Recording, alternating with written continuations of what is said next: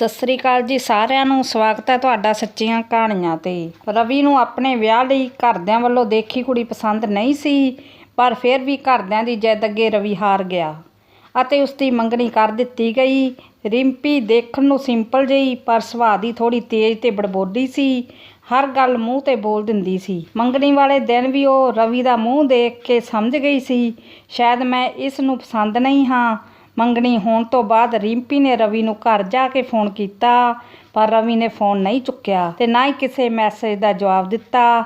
ਰਿੰਪੀ ਦਾ ਪਰਿਵਾਰ ਭਾਵੇਂ ਖੁਸ਼ ਸੀ, ਪਰ ਰਿੰਪੀ ਅੰਦਰ ਹੀ ਅੰਦਰੋਂ ਸੋਚਾਂ ਨੇ ਘੇਰਾ ਪਾਇਆ ਹੋਇਆ ਸੀ। ਕੁਝ ਦਿਨਾਂ ਬਾਅਦ ਰਵੀ ਦਾ ਫੋਨ ਆਇਆ। ਹਾਂਜੀ, ਮੈਂ ਕਿਤੇ ਬਿਜੀ ਸੀ। ਦੱਸੋ, ਕੋਈ ਕੰਮ ਸੀ? ਤੁਸੀਂ ਉਸ ਦਿਨ ਫੋਨ ਕਰ ਰਹੇ ਸੀ। ਰਿੰਪੀ ਅੱਗੋਂ ਚਿੰਤਤ ਆਵਾਜ਼ ਵਿੱਚ ਗੱਲ ਕਰਦੀ ਹੈ। ਹਾਂਜੀ, ਇੱਕ ਗੱਲ ਕਰਨੀ ਸੀ। ਪਤਾ ਨਹੀਂ ਕਿਉਂ ਮੈਨੂੰ ਇੰਝ ਲੱਗਿਆ ਕਿ ਸ਼ਾਇਦ ਤੁਸੀਂ ਇਸ ਰਿਸ਼ਤੇ ਤੋਂ ਖੁਸ਼ ਨਹੀਂ ਹੋ। ਮੈਨੂੰ ਲੱਗਦਾ ਇਹ ਰਿਸ਼ਤਾ ਤੁਹਾਡੇ ਤੋਂ ਥੋਪਿਆ ਗਿਆ ਹੈ। ਚਲੋ ਕੋਈ ਨਹੀਂ ਰਿੰਪੀ ਜੀ, ਜੋ ਹੋਣਾ ਸੀ ਹੋ ਗਿਆ, ਹੁਣ ਤਾਂ ਨਹੀਂ। ਰਵੀ ਜੀ, ਹਲੇ ਵੀ ਕੁਝ ਨਹੀਂ ਵਿਗੜਿਆ। ਤੁਸੀਂ ਜਵਾਬ ਦੇ ਸਕਦੇ ਹੋ ਰਿਸ਼ਤੇ ਤੋਂ। ਰਵੀ ਇੰਨਾ ਸੁਣਦੇ ਹੀ ਫੋਨ ਕੱਟ ਦਿੰਦਾ ਹੈ। ਜਿਵੇਂ ਵਿਆਹ ਦੇ ਦਿਨ ਨੇੜੇ ਆ ਰਹੇ ਸੀ, ਉਵੇਂ ਰਿੰਪੀ ਦੀ ਬੇਚੈਨੀ ਅਤੇ ਫਿਕਰ ਵੱਧਦੀ ਜਾ ਰਹੀ ਸੀ। ਬੇਸ਼ੱਕ ਰਿੰਪੀ ਬੜਬੋਲੀ ਸੀ, ਪਰ ਫਿਰ ਵੀ ਉਹ ਚਾਹ ਕੇ ਆਪਣੇ ਮਾਪਿਆਂ ਨਾਲ ਖੁੱਲ੍ਹ ਕੇ ਰਵੀ ਬਾਰੇ ਗੱਲ ਨਹੀਂ ਕਰ ਪਾ ਰਹੀ ਸੀ।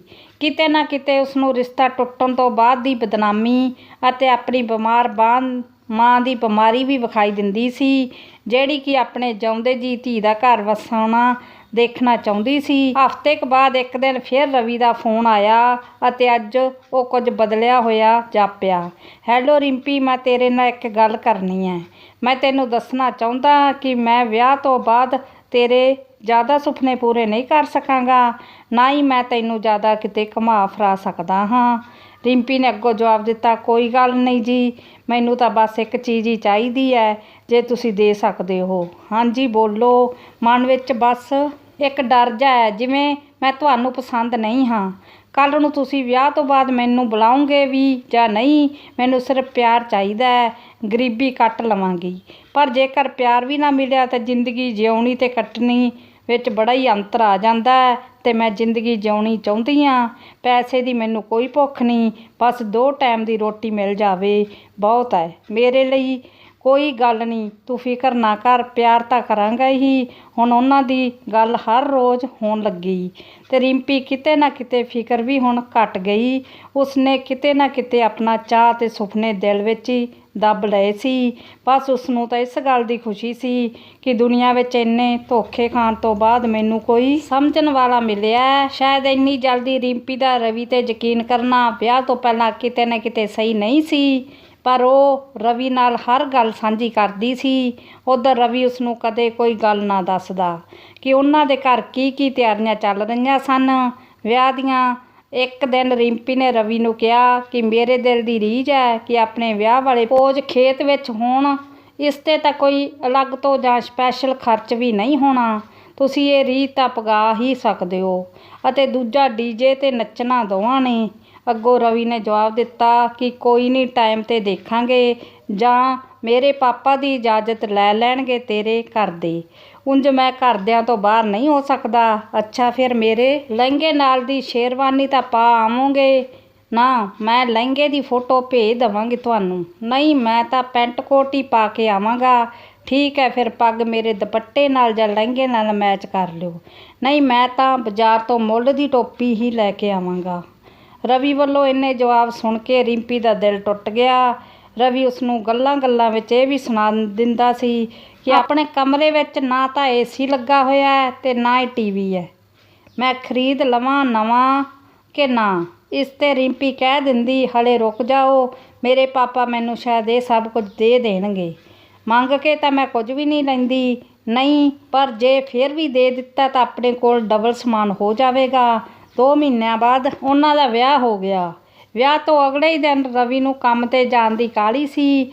ਉਸ ਦੇ ਪਰਿਵਾਰ ਅਤੇ ਕੁਝ ਰਿਸ਼ਤੇਦਾਰਾਂ ਨੇ ਉਸਨੂੰ 2-3 ਦਿਨ ਘਰ ਰਿੰਪੀ ਕੋਲ ਰੁਕਣ ਨੂੰ ਕਿਹਾ। 2-4 ਦਿਨ ਬਾਅਦ ਰਵੀ ਨੇ ਆਪਣੇ ਕੰਮਾਂ ਕਾਰਾਂ ਵਿੱਚ ਜ਼ਿਆਦਾ ਹੀ ਬਿਜੀ ਹੋ ਗਿਆ। ਰਵੀ ਰਿੰਪੀ ਨੂੰ ਕੰਮ ਤੋਂ ਫੋਨ ਕਰਕੇ ਰੋਟੀ ਜ਼ਰੂਰ ਪੁੱਛ ਲੈਂਦਾ ਸੀ ਕਿ ਸਮੇਂ ਸਿਰ ਖਾ ਲਿਆ ਕਰ ਅਤੇ ਆਰਾਮ ਵੀ ਕਰ ਲਿਆ ਕਰ, ਪਰ ਰਿੰਪੀ ਨੂੰ ਉਵੇਂ ਦਾ ਪਿਆਰ ਨਹੀਂ ਮਿਲਿਆ ਜਿਵੇਂ ਦਾ ਉਹ ਚਾਹੁੰਦੀ ਸੀ। ਜਦੋਂ ਰਵੀ ਦਾ ਦਿਲ ਕਰਦਾ ਤਾਂ ਰਿੰਪੀ ਨਾਲ ਸੌਂ ਜਾਂਦਾ ਅਤੇ ਉਹ ਉਸਨੂੰ ਪਿਆਰ ਤਾਂ ਕਰਦਾ ਸੀ, ਪਰ ਬਸ ਜਿਸਮ ਤਾਂ। ਰਿੰਪੀ ਰਵੀ ਨਾਲ ਜੇਕਰ ਗੁੱਸੇ ਵੀ ਹੋ ਜਾਂਦੀ ਤਾਂ ਰਵੀ ਉਸਨੂੰ ਕਦੇ ਨਾ ਮਨਾਉਂਦਾ, ਬਸ ਦੂਜੇ ਪਾਸੇ ਨੂੰ ਮੂੰਹ ਕਰਕੇ ਸੌਂ ਜਾਂਦਾ। ਉੱਧਰ ਰਵੀ ਦੀ ਮਾਂ ਰਿੰਪੀ ਨੂੰ 15 ਕੁ ਦਿਨ ਧੀ ਕਹਿ ਕੇ ਬੁਲਾਇਆ ਕਰਦੀ ਸੀ, ਪਰ ਬਾਅਦ ਵਿੱਚ ਉਸਨੇ ਵੀ ਆਪਣੇ ਰੰਗ ਦਿਖਾਉਣੇ ਸ਼ੁਰੂ ਕਰ ਦਿੱਤੇ। 6 ਮਹੀਨੇ ਬਾਅਦ ਰਿੰਪੀ ਦੇ ਭਰਾ ਦਾ ਵਿਆਹ ਸੀ। ਉਸਨੇ ਰਵੀ ਨੂੰ ਆਪਣੇ ਵਾਸਤੇ ਨਵੇਂ ਸੂਟ ਤੇ ਇੱਕ ਲਹਿੰਗੇ ਖਰੀਦਣ ਲਈ ਕਿਹਾ। ਇਸ ਤੇ ਉਸਦੀ ਸੱਸ ਨੇ ਕਿਹਾ ਕਿ ਇਸ ਨੂੰ ਜ਼ਿਆਦਾ ਨਾ ਸਿਰ ਤੇ ਚੜਾ, ਇਹੋ ਜਿਹੀਆਂ ਛੇਤੀ ਆਪਣੇ ਸ਼ੌਂਕ ਪੂਰੇ ਕਰਨ ਵਿੱਚ ਘਰ ਉਜਾੜ ਦਿੰਦੀਆਂ ਨੇ। ਇਹ ਆਪਣੀ ਬਰੀ ਵਿੱਚੋਂ ਆਏ ਪੁਰਾਣੇ ਸੂਟ ਹੀ ਪਾ ਲਵੇ, ਜੇ ਨਵੇਂ ਨਹੀਂ ਪਾਊਗੀ ਫਿਰ ਕਿਹੜਾ ਵਿਆਹ ਨਹੀਂ ਹੋਣਾ। ਨਾਲੇ ਲਹਿੰਗਾ ਇਹਨੇ ਆਪਣੇ ਵਿਆਹ ਵਿੱਚ ਪਾ ਤਾਂ ਲਿਆ ਸੀ, ਹੁਣ ਕੀ ਕਰਨਾ ਪਾ ਕੇ, ਐਵੇਂ ਕੁੱਤੇ ਪਿੱਛੇ ਪੈ ਜਾਣਗੇ ਘੱਗਰੇ ਜੇ ਦੇ। ਉਹਨਾਂ ਵਿਆਹ 'ਤੇ ਖਰਚਾ ਨਹੀਂ ਹੋਣਾ ਜਿੰਨਾ ਇਹਦੇ ਇਲਾਜ 'ਤੇ ਖਰਚਾ ਹੋਊਗਾ। ਚੁੱਪ ਕਰਕੇ ਪੁਰਾਣੇ ਕੱਪੜੇ ਪਵਾ ਕੇ ਇੱਕ ਦਿਨ ਵਿਆਹ ਵਿਖਾ ਲਿਆਈ ਇਹਨੂੰ। ਰਿੰਪੀ ਆਪਣੇ ਪੁਰਾਣੇ ਵਰੀ ਦੇ ਕੱਪੜਿਆਂ ਨਾਲ ਹੀ ਭਰਾ ਦਾ ਵਿਆਹ ਵੇਖ ਆਉਂਦੀ ਹੈ। ਰਿੰਪੀ ਦੀ ਸੱਸ ਰਿੰਪੀ ਨੂੰ ਮਿਹਣਾ ਮਾਰਦੀ ਹੋਈ ਕਹਿੰਦੀ ਹੈ ਕਿ ਤੇਰੇ ਮਾਪਿਆਂ ਤੋਂ ਤਾਂ ਮੈਨੂੰ ਤੇਰੇ ਭਰਾ ਦੇ ਵਿਆਹ ਵਿੱਚ ਸੂਟ ਵੀ ਨਹੀਂ ਚੱਜ ਦੇ ਸਰੇ, ਮੈਂ ਤਾਂ ਗੂੜ੍ਹੇ ਰੰਗ ਦੇ ਸੂਟ ਪਾਉਣੀ ਆ। ਇਹ ਤਾਂ ਉਹਨਾਂ ਨੇ ਰੂੜੀਆਂ ਦਾ ਕੂੜਾ ਚੱਕ ਕੇ ਮੇਰੇ ਮੱਥੇ ਮਾਰਿਆ। ਨਾਲੇ ਕੱਲਾ ਕੱਲਾ ਭਰਾ ਸੀ ਤੇਰਾ, ਉਹਨਾਂ ਤੋਂ ਮੈਨੂੰ 2 ਸੂਟ ਨਹੀਂ ਸਰੇ, ਇੱਕ ਸੂਟ ਕੌਣ ਦਿੰਦਾ ਅੱਜ ਕੱਲ੍ਹ। ਇੰਨੇ ਨੂੰ ਰਿੰਪੀ ਦੀ ਨਣਦ ਆਪਣੇ ਸਹੁਰੇ ਘਰ ਤੋਂ ਆਪਣੀ ਮਾਂ ਨੂੰ ਮਿਲਣ ਵਾਸਤੇ ਆਉਂਦੀ ਹੈ। ਮੰਮੀ ਸਤਿ ਸ੍ਰੀ ਅਕਾਲ, ਇਹ ਕੀ ਰੌਲਾ ਪਾਇਆ ਤੁਸੀਂ ਗੇਟ ਦੇ ਬਾਹਰ ਤੱਕ ਆਵਾਜ਼ਾਂ ਜਾ ਰਹੀਆਂ ਨੇ ਤੁਹਾਡੀਆਂ। ਪੁੱਤ ਮੈਂ ਤਾਂ ਕੀ ਰੌਲਾ ਪਾਉਣਾ, ਇਹ ਕਮਜਾਤ ਨੇ ਮੇਰਾ ਲਹੂ ਪੀਤਾ ਹੋਇਆ, ਮੇਰੇ ਨਾਲ ਜਵਾਨ ਲੜਾਉਂਦੀ ਹੈ। ਲੈ ਮੈਂ ਮੰਮੀ ਜੀ ਤੁਹਾਨੂੰ ਕੀ ਕਿਹਾ, ਮੈਂ ਤਾਂ ਚੁੱਪ ਕਰਕੇ ਸੁਣੀ ਰਹੀ ਸੀ ਤੁਹਾਡੀਆਂ। ਦੇਖ ਦੇਖ ਪੁੱਤ ਕਿੰਨੀ ਜਵਾਨ ਚੱਲਦੀ ਹੈ, ਹਲੇ ਵੀ ਇਹ ਦੀ ਭਾਬੀ ਤੈਨੂੰ ਪਤਾ ਨਹੀਂ ਮੈਂ ਬਾਹਰੋਂ ਸਫ਼ਰ ਵਿੱਚੋਂ ਥੱਕ ਕੇ ਆਈ ਹਾਂ, ਪਾਣੀ ਪੂਣੀ ਦਾ ਦੇਣ ਦਾ ਸਿਖਾਇਆ ਨਹੀਂ ਤੇਰੇ ਮਾਂ ਪਿਓ ਨੇ। ਰਿੰਪੀ ਚੁੱਪਚਾਪ ਅੰਦਰ ਪਾਣੀ ਲੈਣ ਚਲੀ ਗਈ। ਮਾਂ ਨੂੰ ਡਰਿਆ ਨਾ ਕਰ, ਇਸ ਤੋਂ ਜਿੰਨਾ ਹੋ ਸਕੇ ਦੱਬ ਕੇ ਰੱਖਿਆ ਕਰ, ਕੱਲ੍ਹ ਨੂੰ ਆਪਾਂ ਨੂੰ ਹੀ ਮੂੰਹ ਪਾਊਗੀ ਇਹ। ਨਾਲੇ ਹੁਣ ਜਿੰਨੇ ਦਿਨ ਮੈਂ ਇੱਥੇ ਰਹੂੰਗੀ ਓਨੇ ਦਿਨ ਸਿੱਧੀ ਕਰਕੇ ਰੱਖੂ ਇਸ ਨੂੰ। ਹਾਂ ਪੁੱਤ, ਤਾਂ ਹੀ ਤਾਂ ਮੈਂ ਤੈਨੂੰ ਬੁਲਾਇਆ। ਰਿੰਪੀ ਨੂੰ ਹੁਣ ਗੱਲ-ਗੱਲ 'ਤੇ ਉਸਦੀ ਸੱਸ ਅਤੇ ਨਣਦ ਵੱਲੋਂ ਟੋਕਿਆ ਜਾਣ ਲੱਗਾ। ਕਦੇ ਸਬਜ਼ੀ 'ਚ ਲੂਣ ਘੱਟ, ਕਦੇ ਕੱਪੜੇ ਸਾਫ਼ ਨਹੀਂ ਧੋਂਦੀ, ਰਸੋਈ ਵਿੱਚ ਸਫਾਈ ਨਹੀਂ ਰੱਖਦੀ ਆਦਿ ਕਹਿ ਕੇ ਉਸਨੂੰ ਪਰੇਸ਼ਾਨ ਕੀਤਾ ਜਾਣ ਲੱਗਾ। ਰਿੰਪੀ ਚਾਹ ਕੇ ਵੀ ਮਾਪਿਆਂ ਨੂੰ ਆਪਣੇ ਹਾਲ ਬਾਰੇ ਨਹੀਂ ਦੱਸ ਸਕਦੀ ਸੀ। ਉਸਦਾ ਭਰਾ ਵੀ ਹੁਣ ਵਿਆਹ ਜਾ ਚੁੱਕਾ ਸੀ ਅਤੇ ਉਸ ਉੱਪਰ ਵੀ ਹੁਣ ਜ਼ਿੰਮੇਵਾਰੀਆਂ ਦਾ ਭਾਰ ਸੀ। ਉਸਨੂੰ ਇਹ ਵੀ ਡਰ ਸੀ ਕਿ ਨਵੀਂ ਭਾਬੀ ਕੀ ਸੋਚੂਗੀ। ਬਸ ਰਿੰਪੀ ਹੁਣ ਘਰ ਟੁੱਟਣ ਦੇ ਡਰ ਤੋਂ ਚੁੱਪ ਕਰ ਜਾਂਦੀ ਅਤੇ ਕਦੇ ਕੁਝ ਨਾ ਬੋਲਦੀ। ਪਰ ਇੱਕ ਦਿਨ ਤਾਂ ਹੱਦ ਹੀ ਹੋ ਗਈ। ਰਿੰਪੀ ਤੋਂ ਭੁਲੇਖੇ ਨਾਲ ਆਪਣੀ ਸੱਸ ਦੀਆਂ ਸਿੱਪੀ ਸਿਤਾਰਿਆਂ ਵਾਲਾ ਸੂਟ ਕੱਪੜੇ ਧੋਣ ਵਾਲੀ ਮਸ਼ੀਨ ਵਿੱਚ ਧੋਇਆ ਗਿਆ। ਰਿੰਪੀ ਦੀ ਸੱਸ ਨੇ ਆਪਣਾ ਸੂਟ ਮਸ਼ੀਨ ਵਿੱਚ ਦੇਖ ਕੇ ਰੌਲਾ ਪਾ ਦਿੱਤਾ, ਹਾਏ ਨੀ ਕਮਜਾਤੇ, ਮੇਰਾ ਨਵਾਂ ਸੂਟ ਖਰਾਬ ਕਰ ਦਿੱਤਾ ਤੂੰ। ਕਿੱਥੇ ਮੇਰੇ ਕਰਮਾਂ 'ਚ ਸਿੱਧਰੀ ਧਰੀ ਪਈ ਸੀ, ਸਾਰੀਆਂ ਸਿੱਪੀਆਂ ਸਿਤਾਰੇ ਉੱਤਰ ਗਏ ਇੰਨੇ ਮਹਿੰਗੇ ਸੂਟ ਤੋਂ।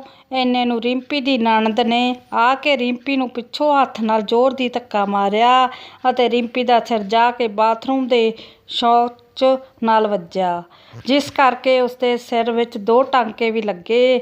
ਰਿੰਪੀ ਨੇ ਠੀਕ ਹੋਣ ਤੋਂ ਬਾਅਦ ਜਦੋਂ ਰਵੀ ਨਾਲ ਗੱਲ ਕਰਨੀ ਚਾਹੀ ਤਾਂ ਰਵੀ ਨੇ ਅੱਗੋਂ ਸਾਫ਼ ਕਹਿ ਦਿੱਤਾ ਕਿ ਜੇ ਹੁਣ ਮੇਰੀ ਭੈਣ 4 ਦਿਨ ਮਿਲਣ ਆ ਗਈ ਤਾਂ ਤੈਨੂੰ ਹੁਣ ਉਸ ਤੋਂ ਵੀ ਤਕਲੀਫ ਹੋਣ ਲੱਗੀ ਹੈ। ਮੈਨੂੰ ਦੱਸ ਦਿੱਤਾ ਭੈਣ ਅਤੇ ਮੇਰੀ ਮਾਂ ਨੇ ਸਾਰਾ ਕੁਝ। ਤੇਰੇ ਪੈਰ ਫਿਸਲਿਆ ਸੀ ਬਾਥਰੂਮ ਵਿੱਚ ਤਾਂ ਕਰਕੇ ਸੱਟ ਲੱਗੀ ਸੀ, ਪਰ ਜੀ ਮੈਂ ਤਾਂ ਕਿਹਾ ਹੀ ਨਹੀਂ ਕਿ ਸੱਟ ਕਿਵੇਂ ਲੱਗੀ ਹੈ, ਉਹ ਮੈਨੂੰ ਸਭ ਪਤਾ ਹੈ। ਭੈਣ 2 ਦਿਨ ਦੀ ਕਹਿ ਰਹੀ ਸੀ ਕਿ ਵੀਰੇ ਭਾਬੀ ਖੁਸ਼ ਨਹੀਂ ਮੇਰੇ ਇੱਥੇ ਆਉਣ ਤੋਂ, ਤਾਂ ਹੀ ਤੂੰ ਹੁਣ ਮੇਰੀ ਭੈਣ 'ਤੇ ਇਲਜ਼ਾਮ ਲਾਉਣਾ ਚਾਹੁੰਦੀ ਹੋਵੇਂਗੀ ਕਿ ਇਸ ਨੇ ਘੇਰਿਆ ਤੈਨੂੰ। ਜਾ ਕੇ ਕੰਮ ਲੱਗ, ਇੰਨੀ ਵੀ ਸੱਟ ਨਹੀਂ ਲੱਗੀ ਸੀ ਤੇਰੇ ਜਿੰਨੇ ਡਰਾਮੇ ਕਰੀ ਪਈ ਰਹੀ ਮੰਜੇ 'ਤੇ। ਰਿੰਪੀ ਵਿਚਾਰੀ ਸੋਚਦੀ ਹੈ ਕਿ ਮੈਂ ਜ਼ਿਆਦਾ ਭੋਲੀ ਬਣੀ ਹੋਈ ਹਾਂ, ਦੁਨੀਆ ਤਾਂ ਬੜੀ ਅੱਗੇ ਲੰਘ ਪਈ ਹੈ, ਪਰ ਹੁਣ ਤਾਂ ਹੱਦ ਹੋ ਗਈ।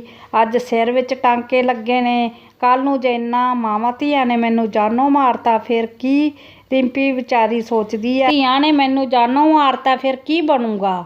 ਹੁਣ ਤਾਂ ਕੁਝ ਸੋਚਣਾ ਹੀ ਪੈਣਾ ਹੈ। ਰਿੰਪੀ ਆਪਣੀ ਸੱਸ ਅਤੇ ਨਣਦ ਦੇ ਰੋਕਣ ਤੋਂ ਬਾਅਦ ਵੀ ਬੱਸ ਚੜ੍ਹ ਕੇ ਅਗਲੇ ਦਿਨ ਆਪਣੇ ਪੇਕੇ ਘਰ ਆ ਜਾਂਦੀ ਹੈ। ਰਿੰਪੀ ਦੀ ਨਣਦ ਆਪਣੀ ਮਾਂ ਨੂੰ ਕਹਿੰਦੀ ਹੈ, ਮਾਂ ਹੁਣ ਕੀ ਕਰਾਂਗੇ? ਪਿੰਡ ਦੇ ਲੋਕ ਕੀ ਗੱਲਾਂ ਕਰਦੇ ਹੋਣਗੇ ਭਾਬੀ ਨੂੰ ਦੇਖ ਕੇ। ਕੈਲੋ ਦੀ ਨੂੰਹ ਬੱਸ ਵਿੱਚ ਇਕੱਲੀ ਜਾਂਦੀ ਸੀ, ਆਪਣੀ ਤਾਂ ਨੁੱਕ ਮਿੱਟੀ ਵਿੱਚ ਰੋਲਤੀ। ਇਸ ਕਮਜਾਤ ਨੇ। ਲੈ ਪੁੱਤ ਕਿਉਂ ਰੋਲਤੀ ਠੁੱਕ ਮਿੱਟੀ ਵਿੱਚ? ਆਪਾਂ ਕਹਿ ਦਾਂਗੇ ਸਾਡੇ ਤੋਂ ਬੇਪਰਵਾਹੀ ਚੱਲਦੀ ਸੀ, ਸਾਰਾ ਦਿਨ ਫੋਨ ਨਹੀਂ ਕੰਨ ਤੋਂ ਉਤਾਰਦੀ ਸੀ। ਪਤਾ ਨਹੀਂ ਕਿਸੇ ਨੇ ਕੀ ਪੱਟੀ ਪੜ੍ਹਾਈ ਕਿ ਟੇਚੀ ਚੱਕ ਕੇ ਬੱਸ ਨੂੰ ਚੜ੍ਹ ਗਈ। ਹਾਂ ਮਾਂ, ਗੱਲ ਤਾਂ ਤੇਰੀ ਸਹੀ ਹੈ, ਪਰ ਆਪਾਂ ਰਵੀ ਵੀਰੇ ਨੂੰ ਕੀ ਕਵਾਂਗੇ? ਕਿਉਂ ਗਈ? ਲੈ ਆਪਣਾ ਰਵੀ ਕਿਹੜਾ ਬਾਹਰ ਹੈ? ਆਪਣੇ ਤੋਂ ਕਹਿ ਦੇਵਾਂਗੇ ਕਿ ਮੈਂ ਭਾਬੀ ਕੰਮ ਨੂੰ ਕਿਹਾ, ਇੰਨੇ ਵਿੱਚ ਤੇਰੀ ਬਹੂ ਰੁੱਸ ਕੇ ਪੇਕਿਆਂ ਨੂੰ ਤੁਰ ਗਈ। ਹਾਂ ਮਾਂ, ਦਿਮਾਗ ਤਾਂ ਤੇਰਾ ਬਹੁਤ ਤੇਜ਼ ਹੈ, ਤੂੰ ਵੀ ਤੇਜ਼ ਕਰ ਪੁੱਤ ਦਿਮਾਗ ਆਪਣਾ। ਉਸੇ ਦਿਨ ਸ਼ਾਮ ਨੂੰ ਰਿੰਪੀ ਆਪਣੇ ਮਾਪਿਆਂ ਨਾਲ ਗੱਲਬਾਤ ਕਰਕੇ ਉਹਨਾਂ ਨੂੰ ਆਪ ਨਾਲ ਬੀਤੀ ਸਾਰਾ ਕੁਝ ਦੱਸ ਦਿੰਦੀ ਹੈ। ਆਪਣੀ ਧੀ ਦਾ ਦੁੱਖ ਸੁਣ ਕੇ ਉਸਦੀ ਮਾਂ ਦਾ ਸ਼ੂਗਰ ਅਤੇ ਬਲੱਡ ਦੋਨੋਂ ਵੱਧ ਜਾਂਦੇ ਹਨ। ਅਚਾਨਕ ਉਹ ਉਹਨਾਂ ਪਿਓ ਧੀ ਦੇ ਹੱਥ ਵਿੱਚ ਆ ਜਾਂਦੀ ਹੈ। ਮਾਂ ਕੀ ਹੋਇਆ ਤੈਨੂੰ? ਤੂੰ ਕੁਝ ਬੋਲਦੀ ਕਿਉਂ ਨਹੀਂ? ਸੁੰਨੀ ਜਿਹੀ ਕਿਉਂ ਹੋਈ ਜਾਂਦੀ ਹੈ? ਰਿੰਪੀ ਦੀ ਮਾਂ ਨੂੰ ਹਸਪਤਾਲ ਭਰਤੀ ਕਰਵਾਇਆ ਜਾਂਦਾ ਹੈ, ਜਿੱਥੇ ਉਸਦੇ ਗਲੂਕੋਜ਼ ਦੀਆਂ ਬੋਤਲਾਂ ਲੱਗਦੀਆਂ ਹਨ। ਪਰ ਘਰ ਆਉਂਦੇ ਹੀ ਉਸਦੀ ਮਾਂ ਨੂੰ ਗਲੂਕੋਜ਼ ਲੱਗਣ ਕਰਕੇ ਠੰਡ ਲੱਗ ਜਾਂਦੀ ਹੈ, ਜਿੱਥੇ ਇੱਕ ਵਾਰ ਫਿਰ ਉਹ ਮੌਤ ਦੇ ਮੂੰਹ ਵਿੱਚੋਂ ਮੁੜ ਕੇ ਬਾਹਰ ਆਉਂਦੀ ਹੈ। 2 ਦਿਨ ਬਾਅਦ ਰਿੰਪੀ ਦਾ ਪਿਓ ਉਸ ਨੂੰ ਸਮਝਾਉਂਦਾ ਹੈ, ਪੁੱਤ ਤੇਰੇ ਨਾਲ ਤੇਰੇ ਸਹੁਰੇ ਘਰ ਜੋ ਬੀਤਿਆ ਤੂੰ ਪਹਿਲਾਂ ਸਾਨੂੰ ਕਿਉਂ ਨਹੀਂ ਦੱਸਿਆ? ਹੁਣ ਜੇ ਤੇਰੇ ਵੀਰ ਨੂੰ ਵੀ ਮੈਂ ਦੱਸ ਦਿੱਤਾ ਤਾਂ ਉਹ ਤੇਰੇ 'ਤੇ ਹੀ ਗੁੱਸਾ ਕਰੂਗਾ ਕਿ ਤੇਰੀ ਮਾਂ ਦੇ ਸਾਹਮਣੇ ਇਹ ਸਭ ਦੱਸਣ ਦੀ ਕੀ ਲੋੜ ਸੀ। ਹੁਣ ਤੇਰਾ ਬਹਾਨਾ ਹੋ ਜੂ ਪੁੱਤ ਕਿ ਤੇਰੇ ਕਰਕੇ ਤੇਰੀ ਮਾਂ ਜ਼ਿਆਦਾ ਬਿਮਾਰ ਹੋਈ ਹੈ। ਹੁਣ ਮੈਂ ਵੀ ਬਜ਼ੁਰਗ ਹੋ ਚੁੱਕਾ, ਤੇਰੇ ਦੁੱਖ ਸੁੱਖ ਸਭ ਹੁਣ ਤੇਰੇ ਭਾਈ ਭਰਜਾਈ ਨੇ ਹੀ ਕਰਨਾ ਹੈ। ਪਰ ਪੁੱਤ ਹੁਣ ਤੂੰ ਚੁੱਪ ਕਰਕੇ ਸਮਾਂ ਕੱਢ, ਤੇਰੀ ਮਾਂ ਦੇ ਠੀਕ ਹੋਏ ਤੋਂ ਮੈਂ ਤੇਰੇ ਵੀਰ ਅਸੀਂ ਆਵਾਂਗੇ ਸਹੁਰੇ ਤੇਰੇ ਗੱਲ ਕਰਨ। ਕਿਉਂ ਕੁੜੀ ਦੁਖੀ ਕਰੀ ਹੈ? ਪਰ ਪੁੱਤ ਬਸ ਹੁਣ ਆਪਣੀ ਮਾਂ ਕਰਕੇ ਚੁੱਪ ਕਰਕੇ ਚਲੀ ਜਾ ਮੇਰੀ ਧੀ। ਬਾਪੂ ਦੀ ਇਹ ਮਜਬੂਰੀ ਸੁਣ ਕੇ ਰਿੰਪੀ ਅਗਲੇ ਦਿਨ ਆਪਣੇ ਸਹੁਰੇ ਘਰ ਵਾਪਸ ਆ ਜਾਂਦੀ ਹੈ, ਜਿੱਥੇ ਕਿ ਉਸਦੀ ਨਣਦ ਉਸਨੂੰ ਮਿਹਣਾ ਮਾਰਦੀ ਹੈ, ਦੇਖ ਮਾਂ ਅੱਜ ਕੱਲ੍ਹ ਦਿਆਂ ਨੂੰ ਪੇਕੇ ਕੋਈ ਇੱਕ ਦਿਨ ਤੋਂ ਜ਼ਿਆਦਾ ਰੱਖਦਾ ਨਹੀਂ, ਆਪ ਹੀ ਮੂੰਹ ਚੱਕ ਕੇ ਚਲੀਆਂ ਜਾਂਦੀਆਂ ਨੇ ਅਤੇ ਆਪ ਹੀ ਫਿਰ ਵਾਪਸ ਆ ਜਾਂਦੀਆਂ ਨੇ। ਹਾਂ ਪੁੱਤ ਬੇਸ਼ਰਮਾਂ ਨੇ ਅੱਜ ਕੱਲ੍ਹ ਦੀਆਂ। ਇੰਨਾ ਕਹਿ ਕੇ ਦੋਨੋਂ ਮਾਵਾਂ ਧੀਆਂ ਤਾੜੀ ਮਾਰ ਕੇ ਹੱਸਣ ਲੱਗਦੀਆਂ ਨੇ। ਰਵੀ ਵੀ ਰਿੰਪੀ ਨੂੰ ਮਿਹਣਾ ਮਾਰਦਾ ਹੋਇਆ ਕਹਿੰਦਾ ਹੈ, ਜੇਕਰ ਰੁੱਸਣ ਦਾ ਇੰਨਾ ਹੀ ਸ਼ੌਂਕ ਚੜ੍ਹਿਆ ਤੈਨੂੰ ਤਾਂ ਪਹਿਲਾਂ ਆਪਣੇ ਨੰਗ ਮਾਪਿਆਂ ਨੂੰ ਪੁੱਛ ਲਿਆ ਕਰ, ਤੈਨੂੰ 2 ਦਿਨ ਰੋਟੀ ਖਵਾ ਵੀ ਸਕਦੇ ਆ ਕਿ ਨਹੀਂ। ਰਿੰਪੀ ਦਾ ਇੰਨਾ ਸੁਣਦੇ ਹੀ ਮਨ ਭਰ ਆਉਂਦਾ ਹੈ ਅਤੇ ਉਹ ਹੌਂਕੇ ਭਰਦੀ ਹੋਈ ਘਰ ਦੀ ਇੱਕ ਦੀਵਾਰ ਨੂੰ ਆਪਣੀ ਮਾਂ ਸਮਝ ਕੇ ਉਸ ਨਾਲ ਸਿਰ ਲਾ ਕੇ ਰੋਣ ਲੱਗਦੀ ਹੈ। ਇੰਝ ਹੀ ਸਮਾਂ ਬੀਤਦਾ ਜਾਂਦਾ ਹੈ।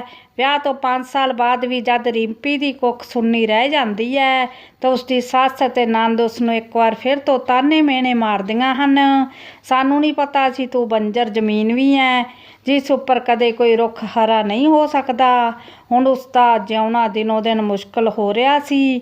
ਪਿੰਡ ਵਿੱਚੋਂ ਰਿਸ਼ਤੇਦਾਰਾਂ ਵਿੱਚੋਂ ਕੋਈ ਵੀ ਔਰਤ ਆਉਂਦੀ ਤਾਂ ਰਿੰਪੀ ਨੂੰ ਸਭ ਇੱਕੋ ਹੀ ਸਵਾਲ ਕਰਿਆ ਕਰਦੀਆਂ, ਹਲੇ ਤੱਕ ਲੱਗਦਾ ਹੋਈ ਨਹੀਂ ਬਾਬੇ ਨਾਨਕ ਦੀ ਮਿਹਰ, ਢਿੱਡ ਵਿੱਚ ਨੂੰ ਹੀ ਪੜਿਆ ਲੱਗਦਾ ਹੈ। ਅੱਗੋਂ ਰਿੰਪੀ ਦੀ ਸੱਸ ਵੀ ਉਹਨਾਂ ਦੀਆਂ ਗੱਲਾਂ ਵਿੱਚ ਹਾਪੀ ਭਰਦੀ, ਹਾਂ ਨੀ ਭੈਣ ਅੱਜ ਕੱਲ੍ਹ ਦੀਆਂ ਬਾਹਰ ਦਾ ਅੱਗ ਸੁਆਹ ਨਹੀਂ ਖਾਣੋਂ ਹਟਦੀਆਂ, ਤਾਂ ਹੀ ਜਵਾਕ ਨਹੀਂ ਠਹਿਰਦੇ, ਮੁੰਡਿਆਂ ਦਾ ਵੀ ਕੀ ਕਸੂਰ। ਹਾਂ ਭੈਣੇ ਗੱਲ ਤਾਂ ਤੇਰੀ ਜਮਾਂ ਸਹੀ ਹੈ। ਰਿੰਪੀ ਨੂੰ ਸਾਰਾ ਦਿਨ ਕੋਈ ਨਾ ਕੋਈ ਫਿਕਰ ਵੱਢ ਕੇ ਖਾਈ ਰਹਿੰਦਾ ਸੀ, ਜਿਸ ਕਰਕੇ ਰਿੰਪੀ ਦਾ ਸਰੀਰ ਵੀ ਹੁਣ ਪਹਿਲਾਂ ਨਾਲੋਂ ਅੱਧ ਰਹਿ ਗਿਆ ਸੀ। ਉਸ ਨੂੰ ਇੰਝ ਮਹਿਸੂਸ ਹੁੰਦਾ ਜਿਵੇਂ ਕਿ ਭਰੀ ਜਵਾਨੀ ਵਿੱਚ ਉਹ ਬੁੱਢੀ ਲੱਗਣ ਲੱਗ ਪਈ ਹੋਵੇ। ਉਹ ਮਨ ਹੀ ਮਨ ਸੋਚਦੀ, ਮੈਂ ਇਹੋ ਜਿਹੀ ਕੀ ਗੁਨਾਹ ਕੀਤਾ ਸੀ ਜਿਹੜਾ ਕਿ ਜ਼ਿੰਦਗੀ ਨੇ ਮੈਨੂੰ ਇੰਨਾ ਹੀ ਵੱਡਾ ਸਜ਼ਾ ਦਿੱਤੀ ਹੈ।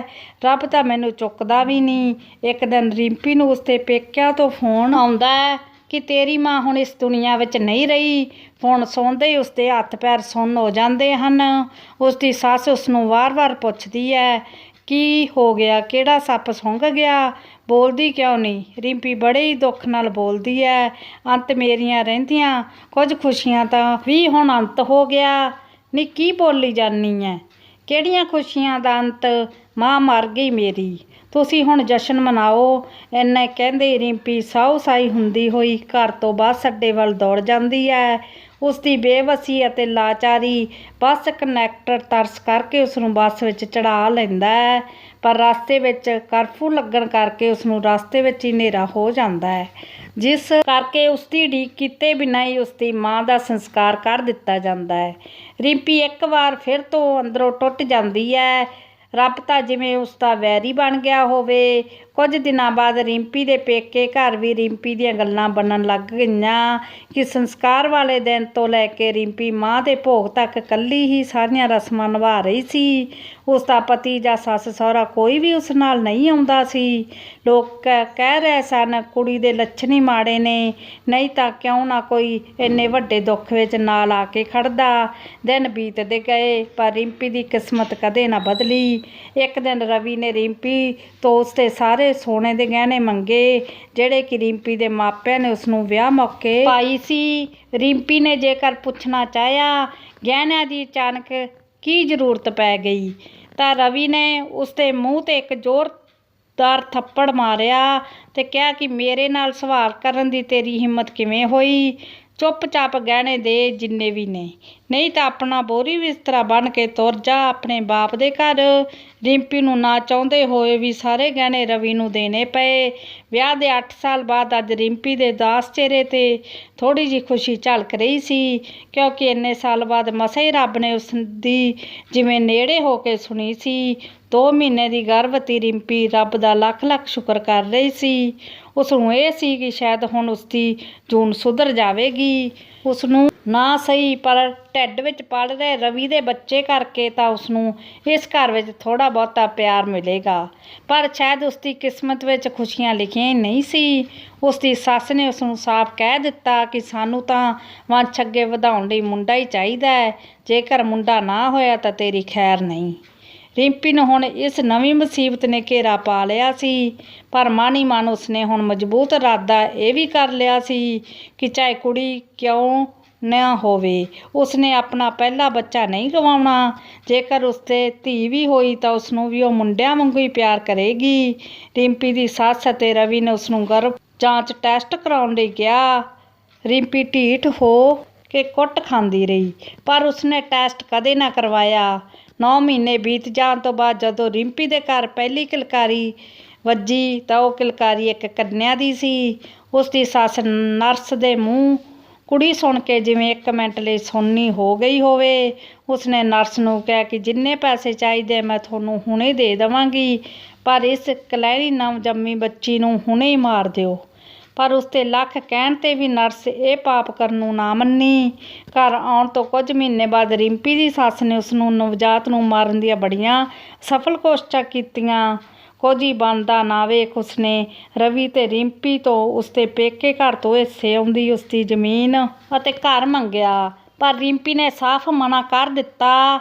ਰਵੀ ਕੋਲ ਹੁਣ ਕੋਈ ਚਾਰਾ ਨਾ ਦੇਖ ਕੇ ਉਸਦੀ ਮਾਂ ਨੇ ਉਸਨੂੰ ਸਕੀਮ ਦਿੱਤੀ। ਰਵੀ ਅਗਲੇ ਦਿਨ ਰਿੰਪੀ ਕੋਲ ਜਾ ਕੇ ਕਹਿੰਦਾ ਕਿ ਜੇਕਰ ਉਸਨੇ ਆਪਣੇ ਪੇਕੇ ਘਰ ਤੋਂ ਆਪਣਾ ਹਿੱਸਾ ਲਿਆ ਕੇ ਨਾ ਦਿੱਤਾ ਤਾਂ ਉਹ ਸਾਫ਼ ਮੁੱਕਰ ਜਾਵੇਗਾ ਕਿ ਇਹ ਧੀ ਉਸਦੀ ਨਹੀਂ ਹੈ। ਪਤਾ ਨਹੀਂ ਉਹ ਕਿੱਥੇ ਕਿੱਥੇ ਮੂੰਹ ਮਾਰਦੀ ਫਿਰਦੀ ਹੋਵੇਗੀ ਅਤੇ ਉਹ ਇਸ ਦਾ ਖਰਚਾ ਵੀ ਨਹੀਂ ਚੁੱਕੇਗਾ। ਰਿੰਪੀ ਸਾਰੀ ਵਾਰਤਾ ਆਪਣੇ ਬਾਈ ਭਰਜਾਈ ਅਤੇ ਬਾਪ ਨੂੰ ਜਾ ਕੇ ਦੱਸਦੀ ਹੈ। ਉਸਦਾ ਬਾਈ ਅਤੇ ਬਾਪ ਪਿੰਡ ਦੀ ਪੰਚਾਇਤ ਨੂੰ ਨਾਲ ਜਾ ਕੇ ਗੱਲ ਕਰਦੇ ਹਨ। ਰਵੀ ਕੁਝ ਦਿਨ ਸਹੀ ਰਹਿੰਦਾ ਹੈ, ਪਰ ਬਾਅਦ ਵਿੱਚ ਉਸਦਾ ਫਿਰ ਤੋਂ ਉਹੀ ਹਾਲ ਹੋ ਜਾਂਦਾ ਹੈ।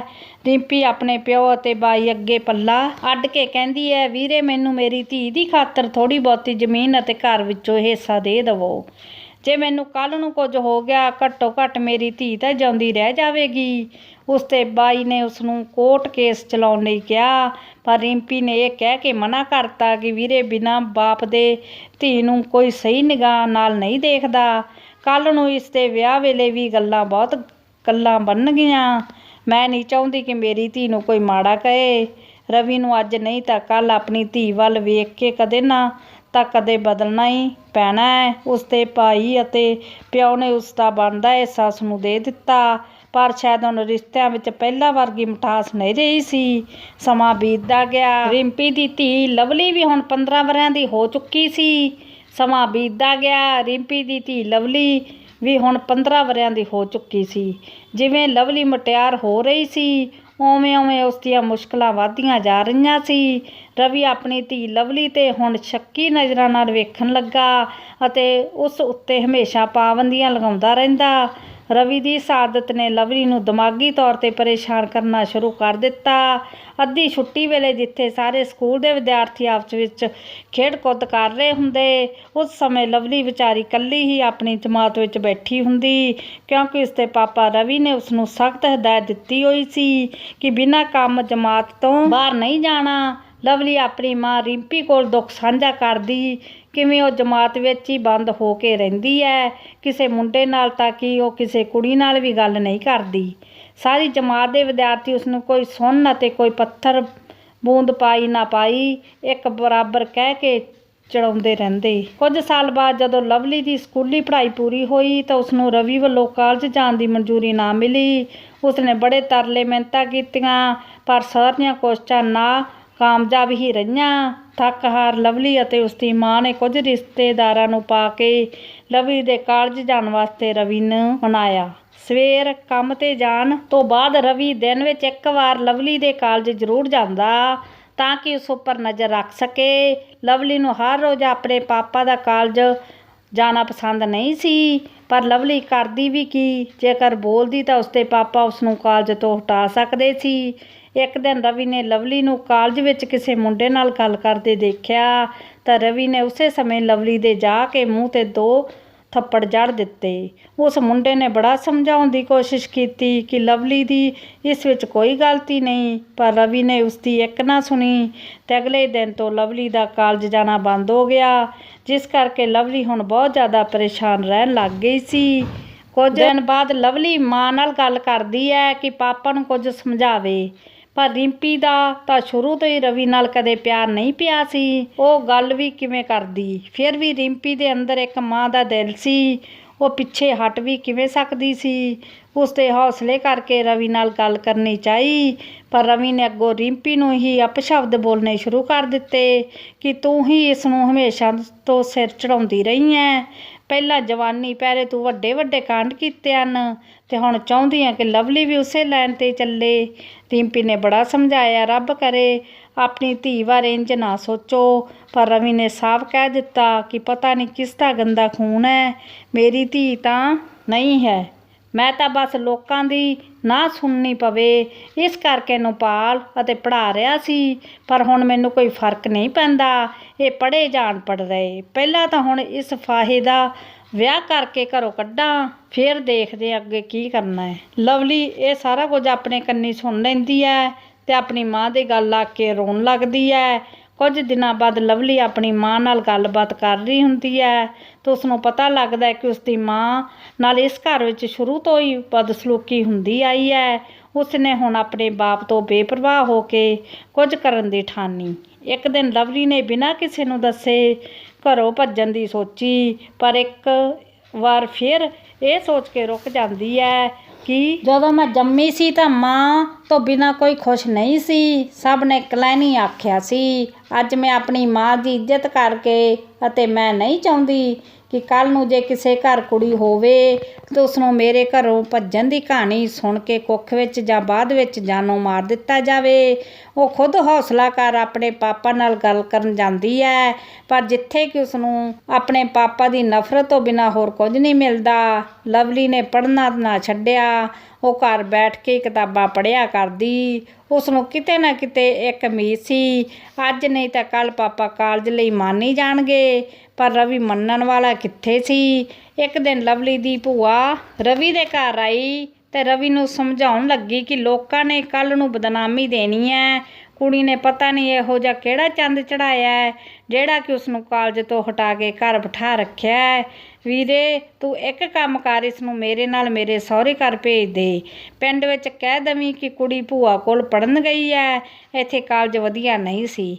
ਪਰ ਅੱਗੋਂ ਰਵੀ ਕਹਿੰਦਾ ਹੈ ਭੈਣੇ ਇਹਦਾ ਕੰਮ ਹੀ ਬਦਨਾਮੀ ਵਾਲੇ ਨੇ, ਕਾਲਜ ਪੜ੍ਹਨ ਨਹੀਂ ਮੁੰਡਿਆਂ ਦੇ ਹੱਥਾਂ ਵਿੱਚ ਹੱਥ ਪਾ ਕੇ ਬੈਠਣ ਜਾਂਦੀਆਂ ਨੇ ਇਹੋ ਜਿਹੀਆਂ। ਰਵੀ ਬੜੀ ਹੀ ਮੁਸ਼ਕਿਲ ਨਾਲ ਮੰਨ ਜਾਂਦਾ ਹੈ, ਪਰ ਲਵਲੀ ਆਪਣੀ ਭੂਆ ਕੋਲ ਜਾਣ ਵਾਸਤੇ ਕਦੇ ਰਾਜੀ ਨਾ ਹੋਈ। ਉਸਨੂੰ ਧੱਕੇ ਨਾਲ ਉਸਦੀ ਮਾਂ ਤੋਂ ਦੂਰ ਕਰਕੇ ਭੂਆ ਕੋਲ ਭੇਜ ਦਿੱਤਾ। ਲਵਲੀ ਦੀ ਭੂਆ ਹੁਣ ਉਸਨੂੰ ਬੜੇ ਪਿਆਰ ਸਤਿਕਾਰ ਨਾਲ ਰੱਖਦੀ ਹੈ। ਲਵਲੀ ਇਹ ਸਭ ਦੇਖ ਕੇ ਹੈਰਾਨ ਪਰੇਸ਼ਾਨ ਸੀ ਕਿ ਜਿਸ ਨੇ ਸਾਰੀ ਉਮਰ ਮੇਰੀ ਮਾਂ ਨਾਲ ਇੰਨਾ ਗਲਤ ਵਿਵਹਾਰ ਕੀਤਾ, ਮੇਰੇ ਜੰਮਣ 'ਤੇ ਜੋ ਕਦੇ ਖੁਸ਼ ਨਹੀਂ ਹੋਈ ਸੀ, ਅੱਜ ਉਹੀ ਭੂਆ ਉਸ 'ਤੇ ਇੰਨੀ ਮਿਹਰਬਾਨ ਕਿਵੇਂ ਹੋ ਗਈ। 10 ਦਿਨਾਂ ਬਾਅਦ ਲਵਲੀ ਦੀ ਭੂਆ ਉਸ ਕੋਲ ਆ ਕੇ ਕਹਿੰਦੀ ਹੈ ਕਿ ਪੁੱਤ ਤੂੰ ਕਾਲਜ ਲੱਗ ਜਾ, ਸਾਰਾ ਖਰਚਾ ਮੈਂ ਹੀ ਕਰੂੰਗੀ, ਤੂੰ ਬਸ ਆਪਣੀ ਮਾਂ ਦਾ ਨਾਮ ਰੋਸ਼ਨ ਕਰ। ਉਸਨੇ ਸਾਰੀ ਜ਼ਿੰਦਗੀ ਸੁੱਖ ਨਹੀਂ ਦੇਖਿਆ, ਪਰ ਤੇਰੇ ਪਾਪਾ ਨੂੰ ਇਹ ਗੱਲ ਪਤਾ ਨਹੀਂ ਲੱਗਣੀ ਚਾਹੀਦੀ ਕਿ ਤੂੰ ਕਾਲਜ ਪੜ੍ਹਨ ਲੱਗ ਗਈ ਹੈ। ਲਵਲੀ ਦੀ ਖੁਸ਼ੀ ਦਾ ਜਿਵੇਂ ਕੋਈ ਟਿਕਾਣਾ ਹੀ ਨਹੀਂ ਰਿਹਾ ਸੀ। ਉਸਨੂੰ ਹੋਰ ਕੀ ਚਾਹੀਦਾ ਸੀ। ਲਵਲੀ ਦਾ ਦਾਖਲਾ ਨਾਲ ਲੱਗਦੇ ਸ਼ਹਿਰ ਵਿੱਚ ਅਤੇ ਕਿਸੇ ਨਾਮੀ ਕਾਲਜ ਵਿੱਚ ਕਰਵਾਇਆ ਗਿਆ। ਉਹ ਖੁਸ਼ੀ ਕਾਲਜ ਜਾਂਦੀ ਹੈ ਤੇ ਉਸਨੂੰ ਇੰਝ ਜਾਪਦਾ ਸੀ ਜਿਵੇਂ ਕਿ ਕਿਸੇ ਨਰਕ ਵਿੱਚੋਂ ਨਿਕਲ ਕੇ ਸਵਰਗ ਵਿੱਚ ਆ ਗਈ ਹੋਵੇ। ਇਹ ਖੁਸ਼ਖਬਰੀ ਉਸਨੇ ਆਪਣੀ ਮਾਂ ਨੂੰ ਵੀ ਸੁਣਾ ਦਿੱਤੀ ਸੀ। ਉਸਦੀ ਮਾਂ ਇਹ ਖੁਸ਼ਖਬਰੀ ਸੁਣ ਕੇ ਜਿਵੇਂ ਆਪਣੇ ਸਾਰੀ ਜ਼ਿੰਦਗੀ ਦੇ ਦੁੱਖ ਦਰਦ ਭੁੱਲ ਗਈ ਹੋਵੇ। ਪਰ ਉਹਨਾਂ ਮਾਵਾਂ ਧੀਆਂ ਦੀ ਜ਼ਿੰਦਗੀ 'ਚ ਜਿਵੇਂ ਥੋੜ੍ਹੇ ਸਮੇਂ ਵਾਸਤੇ ਖੁਸ਼ੀਆਂ ਆਉਂਦੀਆਂ ਸੀ। ਇੱਕ ਦਿਨ ਲਵਲੀ ਦੀ ਭੂਆ ਉਸਨੂੰ ਕਹਿੰਦੀ ਹੈ ਉਸ 'ਤੇ ਕੋਈ ਭੈਣ ਭਾਈ ਤਾਂ ਨਹੀਂ, ਕਿਉਂ ਨਾ ਉਹ ਸਾਰੀ ਜ਼ਮੀਨ ਆਪਣੀ ਭੂਆ ਦੇ ਨਾਂ ਕਰ ਦੇਵੇ। ਪਰ ਲਵਲੀ ਅੱਗੋਂ ਆਖਦੀ ਹੈ ਭੂਆ ਜੀ ਤੁਹਾਡਾ ਇਹ ਅਹਿਸਾਨ ਮੈਂ ਕਦੇ ਨਹੀਂ ਭੁੱਲਾਂਗੀ ਕਿ ਤੁਸੀਂ ਕਾਲਜ ਵਿੱਚ ਪਾ ਕੇ ਮੇਰੀ ਜ਼ਿੰਦਗੀ ਸਵਾਰੀ ਹੈ, ਪਰ ਮੈਂ ਆਪਣੇ ਹਿੱਸੇ ਦੀ ਜ਼ਮੀਨ ਕਦੇ ਨਹੀਂ ਦੇ ਸਕਦੀ, ਕਿਉਂਕਿ ਮੇਰੀ ਮਾਂ ਨੂੰ ਜਿਹੜੇ 2 ਸਮੇਂ ਦੀ ਰੋਟੀ ਮਿਲਦੀ ਹੈ ਉਹ ਸਿਰਫ ਮੇਰੇ ਨਾਨੇ ਦੀ ਜ਼ਮੀਨ ਕਰਕੇ ਹੀ ਮਿਲਦੀ ਹੈ। ਮੇਰੀ ਮਾਂ ਨੇ ਰੁੱਲ ਜਾਣਾ। ਨਹੀਂ ਪੁੱਤ, ਤੇਰੀ ਮਾਂ ਨੂੰ ਅਸੀਂ ਕਦੇ ਨਹੀਂ ਰੁਲਣ ਦਿੰਦੇ, ਤੂੰ ਬਸ ਮੇਰੇ ਉੱਤੇ ਯਕੀਨ ਰੱਖ, ਤੈਨੂੰ ਵੀ ਤਾਂ ਮੈਂ ਖੁਸ਼ ਰੱਖ ਹੀ ਰਹੀ ਹਾਂ। ਪਰ ਲਵਲੀ ਬਿਲਕੁਲ ਵੀ ਨਾ ਮੰਨਦੀ ਹੋਈ ਵੇਖ ਉਸਦੀ ਭੂਆ ਨੇ ਉਸਨੂੰ ਪੜ੍ਹਨੋਂ ਹਟਾ ਲਿਆ ਅਤੇ ਸਾਰਾ ਦਿਨ ਉਸ ਤੋਂ ਘਰ ਦੇ ਕੰਮਕਾਰ ਕਰਵਾਉਂਦੀ। ਜੇਕਰ ਲਵਲੀ ਆਪਣੇ ਪਿੰਡ ਵਾਪਸ ਜਾਣ ਨੂੰ ਕਹਿੰਦੀ ਤਾਂ ਉਸਦੀ ਭੂਆ ਉਸਨੂੰ ਧਮਕੀ ਦਿੰਦੀ ਕਿ ਉਹ ਉਸਦੇ ਪਾਪਾ ਨੂੰ ਦੱਸ ਦੇਵੇਗੀ ਕਿ ਉਸਨੇ ਚੋਰੀ ਆਪਣੇ ਆਸ਼ਕ ਨਾਲ ਮਿਲ ਕੇ ਕਾਲਜ ਵਿੱਚ ਦਾਖਲਾ ਲਿਆ। ਅਤੇ ਜਦੋਂ ਭੂਆ ਨੂੰ ਪਤਾ ਲੱਗਾ ਤਾਂ ਆਪਣੇ ਆਸ਼ਕ ਨਾਲ ਮਿਲ ਕੇ ਘਰੋਂ ਭੱਜਣ ਦੀ ਸੋਚੀ। ਮੇਰੇ ਕੋਲ ਸਾਰੇ ਪ੍ਰੂਫ ਵੀ ਪਏ ਨੇ ਤੇਰੇ ਦਾਖਲੇ ਦੇ, ਫਿਰ ਤੇਰਾ ਬਾਪ ਨਾਲੇ ਤੇਰੀ ਮਾਂ ਦੀ ਵੀ ਮਾਰ ਕੁਟਾਈ ਕਰੂਗਾ। ਇਹ ਸਭ ਸੁਣ ਕੇ ਲਵਲੀ ਘਬਰਾ ਜਾਂਦੀ ਹੈ, ਕਿਉਂਕਿ ਉਸਨੂੰ ਖੁਦ ਨਾਲੋਂ ਜ਼ਿਆਦਾ ਫਿਕਰ ਆਪਣੀ ਮਾਂ ਦੀ ਸੀ। ਹੁਣ ਲਵਲੀ ਨੂੰ ਕਦੇ ਵੀ ਉਸਦੀ ਮਾਂ ਨਾਲ ਗੱਲ ਨਾ ਕਰਨ ਦਿੱਤੀ ਜਾਂਦੀ ਤੇ ਨਾ ਹੀ ਉਸਨੂੰ ਮਿਲਣ ਦਿੱਤਾ ਜਾਂਦਾ, ਕਿਉਂਕਿ ਲਵਲੀ ਦੀ ਭੂਆ ਨੂੰ ਡਰ ਸੀ ਕਦੇ ਜ਼ਮੀਨ ਵਾਲੀ ਗੱਲ ਕਿਸੇ ਦੇ ਸਾਹਮਣੇ ਨਾ ਆ ਜਾਵੇ। ਲਵਲੀ ਨੂੰ ਉਸਦੀ ਭੂਆ ਮਨਾਉਣ ਦੀ ਬੜੀ ਜਿੱਦ ਕਰਦੀ, ਪਰ ਨਤੀਜਾ ਨਾ ਵਿੱਚ ਹੀ ਆਉਂਦਾ। ਹੁਣ ਉਸਦੀ ਭੂਆ ਉਸ ਨਾਲ ਪਹਿਲਾਂ ਨਾਲੋਂ ਵੀ ਮਾੜਾ ਸਲੂਕ ਕਰਨ ਲੱਗੀ। ਉਸਨੇ ਮੱਝਾਂ ਦਾ ਪਾਲੀ ਸੀਰੀ ਹਟਾ ਦਿੱਤਾ। ਸਾਰਾ ਗੋਹਾ ਕੂੜਾ ਕੱਖ ਸੰਨੀ ਹੁਣ ਲਵਲੀ ਤੋਂ ਕਰਵਾਉਂਦੀ ਸੀ। ਜੇਕਰ ਕਿਧਰੇ ਲਵਲੀ ਥੱਕ ਹਾਰ ਥੋੜ੍ਹਾ ਬਹੁਤ ਆਰਾਮ ਕਰਨ ਲੱਗਦੀ ਤਾਂ ਉਸਦੇ ਡਾਂਗਾਂ ਨਾਲ ਕੁੱਟ ਕੇ ਨੀਲ ਪਾ ਦਿੱਤੇ ਜਾਂਦੇ। ਇੰਝ ਹੀ ਸਮਾਂ ਬੀਤਦਾ ਗਿਆ। ਇੱਕ ਦਿਨ ਲਵਲੀ ਘਰ ਵਿੱਚ ਇਕੱਲੀ ਸੀ। ਉਸਨੇ ਮੌਕੇ ਦਾ ਫਾਇਦਾ ਉਠਾ ਕੇ ਘਰੋਂ ਭੱਜਣ ਦੀ ਸੋਚੀ ਅਤੇ ਜਿਸ ਵਿੱਚ ਉਹ ਸਫਲ ਹੋ ਗਈ। ਘਰ ਪਹੁੰਚਦੇ ਹੀ ਉਹ ਆਪਣੀ ਮਾਂ ਨੂੰ ਘੁੱਟ ਕੇ ਜੱਫੀ ਪਾ ਕੇ ਉੱਚੀ ਰੋਣ ਲੱਗੀ ਅਤੇ ਉਸਨੇ ਆਪਣੀ ਮਾਂ ਨੂੰ ਆਪ ਨਾਲ ਬੀਤਿਆ ਸਾਰਾ ਕੁਝ ਦੱਸ ਦਿੱਤਾ। ਉਸਦੀ ਮਾਂ ਇਹ ਸਭ ਸੁਣ ਕੇ ਅਤੇ ਉਸਦੀ ਇੰਨੀ ਮਾੜੀ ਹਾਲਤ ਦੇਖ ਕੇ ਬੇਹੋਸ਼ ਹੋ ਗਈ। ਅਗਲੇ ਦਿਨ ਹੋਸ਼ ਵਿੱਚ ਆਉਣ ਮਗਰੋਂ ਰਿੰਪੀ ਦੇਖਦੀ ਹੈ ਕਿ ਉਸਦੀ ਨਣਦ ਉਸਦੇ ਘਰ ਆਈ ਬੈਠੀ ਹੈ। ਲਵਲੀ ਨੇ ਵੀ ਹਿੰਮਤ ਕਰਕੇ ਆਪਣੇ ਪਾਪਾ ਨੂੰ ਸਭ ਸੱਚ ਦੱਸ ਦਿੱਤਾ, ਪਰ ਰਵੀ ਦੀਆਂ ਅੱਖਾਂ ਉੱਤੇ ਸ਼ੁਰੂ ਤੋਂ ਪਰਦਾ ਸੀ, ਨਾ ਹੀ ਉਹ ਮਾਵਾਂ ਧੀਆਂ ਦੀ ਸੁਣਦਾ ਸੀ। ਅੱਜ ਪਹਿਲੀ ਵਾਰ ਰਿੰਪੀ ਨੇ ਆਪਣੀ ਨਣਦ ਅਤੇ ਰਵੀ ਨੂੰ ਲਲਕਾਰਿਆ ਸੀ, ਤੁਸੀਂ ਪਿਛਲੀ 25 ਵਰ੍ਹਿਆਂ ਤੋਂ ਮੇਰੀ ਚੁੱਪ ਦੀ ਮਜਬੂਰੀ ਦਾ ਨਜਾਇਜ਼ ਫਾਇਦਾ ਉਠਾਉਂਦੇ ਆਏ ਹੋ, ਪਰ ਹੁਣ ਮੈਂ ਆਪਣੀ ਲੌਤ ਪਿੱਛੇ ਚੁੱਪ ਨਹੀਂ ਬੈਠ ਸਕਦੀ। ਮੇਰੀ ਧੀ ਮੈਨੂੰ ਕਦੇ ਨਹੀਂ ਬੋਲ ਸਕਦੀ। ਇੰਨੇ ਨੂੰ ਵਿੱਚ ਲਵਲੀ ਵੀ ਬੋਲਣ ਲੱਗ ਪੈਂਦੀ ਹੈ, ਪਾਪਾ ਮੈਂ ਤਾਂ ਤੇਰਾ ਆਪਣਾ ਖੂਨ ਸੀ, ਤੂੰ ਮੇਰੇ ਨਾਲ ਵੀ ਬਦਸਲੂਕੀ ਕਰਦਾ ਰਿਹਾ ਸ਼ੁਰੂ ਤੋਂ, ਹੁਣ ਮੇਰੇ ਕੋਲ ਸਾਰੇ ਅਧਿਕਾਰ ਨੇ, ਮੈਂ ਚਾਹਾਂ ਤਾਂ ਤੁਹਾਨੂੰ ਤੇ ਭੂਆ ਨੂੰ ਜੇਲ੍ਹ ਦੀ ਹਵਾ ਖਵਾ ਸਕਦੀ ਐ, ਪਰ ਪਾਪਾ ਮੈਂ ਨਹੀਂ ਚਾਹੁੰਦੀ ਕਿ ਤੁਹਾਨੂੰ ਥੋੜ੍ਹੀ ਵੀ ਤਕਲੀਫ ਆਵੇ। ਧੀ ਹਾਂ, ਮਾਂ ਬਾਪ ਦਾ ਦੁੱਖ ਦੇਖ ਵੀ ਨਹੀਂ ਸਕਦੀ। ਤੇਰੀ ਇੰਨੀ ਹਿੰਮਤ, ਤੂੰ ਹੁਣ ਮੈਨੂੰ ਜੇਲੀ ਹਵਾ ਖਵਾਏਂਗੀ। ਇੰਨਾ ਕਹਿੰਦੇ ਰਵੀ ਨੇ ਆਪਣੇ ਕਮਰੇ ਵਿੱਚੋਂ ਬੰਦੂਕ ਚੁੱਕ ਲਿਆਇਆ ਅਤੇ ਆਪਣੀ ਜੰਮੀ ਧੀ ਵਿੱਚ ਦੀ 2 ਫਾਇਰ ਕੱਢ ਦਿੱਤੇ ਅਤੇ ਉਸਦੇ ਮੌਕੇ 'ਤੇ ਹੀ ਮੌਤ ਹੋ ਗਈ। ਰਿੰਪੀ ਨੇ ਵੀ ਹੁਣ ਆਪਣਾ ਝਾਂਸੀ ਰਾਣੀ ਦਾ ਰੂਪ ਧਾਰ ਲਿਆ ਸੀ। ਉਸਨੇ ਵਿਹੜੇ ਵਿੱਚ ਇੱਕ ਇੱਟ ਚੁੱਕ ਕੇ ਰਵੀ ਦੇ ਸਿਰ ਵਿੱਚ ਮਾਰੀ ਅਤੇ ਉਸਦੀ ਬੰਦੂਕ ਹੱਥ ਵਿੱਚੋਂ ਖੋਹ ਕੇ 2 ਫਾਇਰ ਰਵੀ ਅਤੇ 2 ਫਾਇਰ ਆਪਣੀ ਨਣਦ ਲਵਲੀ ਦੀ ਭੂਆ ਦੇ ਵਿੱਚ ਹੀ ਕੱਢ ਦਿੱਤੇ। ਬੰਦੂਕ ਸੁੱਟ ਕੇ ਲਵਲੀ ਦੀ ਲਾਸ਼ ਨਾਲ ਲਿਪਟ ਕੇ ਉੱਚੀ ਉੱਚੀ ਰੋਣ ਲੱਗ ਪਈ। ਕੁਝ ਹੀ ਦਿਨਾਂ ਬਾਅਦ ਰਿੰਪੀ ਨੂੰ 2 ਕਤਲ ਕੇਸਾਂ 'ਚ ਜੇਲ੍ਹ ਭੇਜ ਦਿੱਤਾ, ਜਿੱਥੇ ਰਿੰਪੀ ਖੁਦ ਨੂੰ ਵੀ ਆਪਣੀ ਜਵਾਨ ਤੋਂ ਕਬੂਲ ਕਰ ਚੁੱਕੀ ਸੀ। ਉਸਨੇ ਪੂਰੇ ਹੋਸ਼ ਹਵਸ ਵਿੱਚ ਆਪਣੇ ਪਤੀ ਅਤੇ ਨਣਦ ਦਾ ਕਤਲ ਕੀਤਾ ਹੈ। ਉਸਨੂੰ 20 ਸਾਲ ਹੋਣ ਦਾ ਕੋਈ ਦੁੱਖ ਨਹੀਂ ਸੀ, ਪਰ ਸਭ ਤੋਂ ਵੱਡਾ ਦੁੱਖ ਤਾਂ ਇਸ ਗੱਲ ਦਾ ਸੀ ਕਿ ਉਸਨੇ ਆਪਣੀ ਫੁੱਲਾਂ ਵਰਗੀ ਧੀ ਗਵਾ ਦਿੱਤੀ। ਸਾਰੇ ਪਿੰਡ ਵਾਸੀਆਂ ਨੇ ਗਵਾਹੀ ਦਿੱਤੀ ਕਿ ਰਿੰਪੀ ਆਪਣੀ ਜਗ੍ਹਾ 'ਤੇ ਬਿਲਕੁਲ ਸਹੀ ਸੀ। ਉਸੇ ਪਿੰਡ ਵਾਸੀਆਂ ਦਾ ਪੱਖ ਜਾਣ ਕੇ ਰਿੰਪੀ ਦੀ ਸਜ਼ਾ ਕੁਝ ਘੱਟ ਤਾਂ ਹੋ ਗਈ, ਪਰ ਉਸਨੂੰ ਹੁਣ ਆਪਣੀ ਧੀ ਬਿਨਾਂ ਕੁਝ ਵੀ ਚੰਗਾ ਨਹੀਂ ਲੱਗਦਾ ਸੀ। ਹਵਾਲਾਤ ਵਿੱਚ ਬੈਠੀ ਰਿੰਪੀ ਹਮੇਸ਼ਾ ਹੀ ਸੋਚਦੀ ਰਹਿੰਦੀ, ਕਾਸ਼ ਮੈਂ ਵਿਆਹ ਕਰਵਾਉਣ ਸਮੇਂ ਜਲਦਬਾਜ਼ੀ ਨਾ ਕਰਦੀ, ਕਾਸ਼ ਮੈਂ ਇਸ ਇਨਸਾਨ ਨੂੰ ਵਿਆਹ ਤੋਂ ਪਹਿਲਾਂ ਸਮਝ ਪਾਉਂਦੀ, ਜਾਂ ਕਾਸ਼ ਮੈਂ ਸਹਿਮਤੀ ਨਾਲ ਤਲਾਕ ਲੈ ਲੈਂਦੀ ਤਾਂ ਸ਼ਾਇਦ ਅੱਜ ਮੇਰੇ ਦਿਲ ਦੀ ਧੜਕਣ ਮੇਰੀ ਧੀ ਮੇਰੇ ਕੋਲ ਜਿਉਂਦੀ ਹੁੰਦੀ। ਮਾਫ਼ ਕਰੀ ਧੀ, ਤੇਰੀ ਮਾਂ ਦੇ ਇੱਕ ਵਿਆਹ ਵਾਲੇ ਜਲਦਬਾਜ਼ੀ ਦੇ ਫੈਸਲੇ ਨੇ ਤੇਰੀ ਜਾਨ ਲੈ ਲਈ ਅਤੇ ਮੇਰੀ ਸਾਰੀ ਜ਼ਿੰਦਗੀ ਜਿਉਂਦੇ ਜੀ ਮਰਿਆਂ ਬਰਾਬਰ ਹੀ ਰਹੀ। ਜੇ ਤੁਹਾਨੂੰ ਸਾਡੀ ਕਹਾਣੀ ਚੰਗੀ ਲੱਗੀ, ਲਾਈਕ ਕਰੋ, ਸ਼ੇਅਰ ਕਰੋ, ਚੈਨਲ ਨੂੰ ਸਬਸਕ੍ਰਾਈਬ ਕਰੋ। ਧੰਨਵਾਦ ਜੀ।